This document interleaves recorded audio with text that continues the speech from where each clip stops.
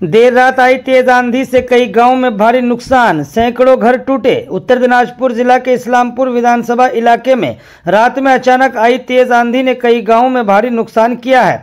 सबसे ज्यादा नुकसान पंडित पोता 1 व 2 नंबर ग्राम पंचायत इलाके में हुआ है। लोगों ने बताया कि हवा बहुत तेज थी, जिससे पेड़ टूटकर रास्ते में वो घरों के ऊपर गिर गए।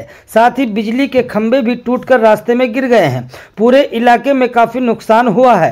आप तस्वीरों से ही अंदाजा लगा सकते हैं कि कितनी भयावह परिस्थिति थी। सवेरे पुलिस प्रशासन व ब्लॉक प्रशासन ने इलाके का दौरा कर जायजा लिया और राहत कार्य भी शुरू कर दी गई है। দাদা বলছি কেমন ক্ষয়ক্ষতি হয়েছে এলাকায়?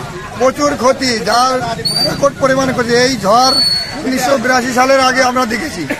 1982 সালের পর থেকে এরকম ঝড় আমরা দেখিনি। রাস্তার দুপাশে যেগুলো গাছ লাগানো হয়েছিল 1980 সালে, এই সমস্ত গাছ সব পরে পরে রাস্তা ব্লক হয়ে গেছে। ভাগ্যিস যে ঝড়টা 4টার দিকে হয়েছে, তাই মানুষ ক্ষয়ক্ষতি হয়নি, নাহলে অনেক মানুষ মারা যেত। বেশি রাত্রে হলে মারা যেত এবং দিনের বেলা হলেও মারা যেত। রাস্তা দিয়ে যাতায়াত যারা করতো তারা গাছের তলায় পড়ে মারা যেত। এই জন্য যানগুলো বেঁচে গেছে। কেমন মানে ফসলের এলাকায় প্রচন্ড ভাবে ক্ষতি হয়েছে। পণ্ডিত পোতা 1, 2 দুটি গ্রাম পঞ্চায়েত এমন ভাবে ঝড় হয়েছে আমরা দেখিনি, আমাদের জন্মে থেকে দেখিনি। বাড়ি ঘর সব শেষ। হ্যাঁ, বাড়ি কাঁচা বাড়ি তো নাই, কাঁচা বাড়ি একদম ধূলিসাৎ করে দিয়েছে। ফসলের ক্ষতি হয়েছে, গাছপালা দেখা যায় না। এলাকায় কেউ না আসলে বুঝতে পারবো যে কি হয়েছে। আমাদের মুখ্যমন্ত্রীর দাবি, আমাদের যে এই বিধায়ক আছে প্রেম চৌধুরী, উনি আসবেন এলাকা পরিদর্শন করে মানুষের পাশে থেকে মানুষের যাতে উপকার করা যায়, মানুষ যাতে বাঁচতে পারে, এটা দেখতে হবে।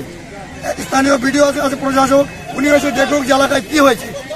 ঘটনাস্থলে তো পুলিশ আসছে, মানে তড়িঘড়ি করে রাস্তা পরিষ্কার করার কাজ চলছে।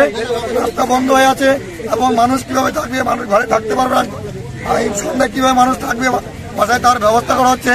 আমাদের প্রশাসক বিডিও ম্যাডাম আসতেছে এবং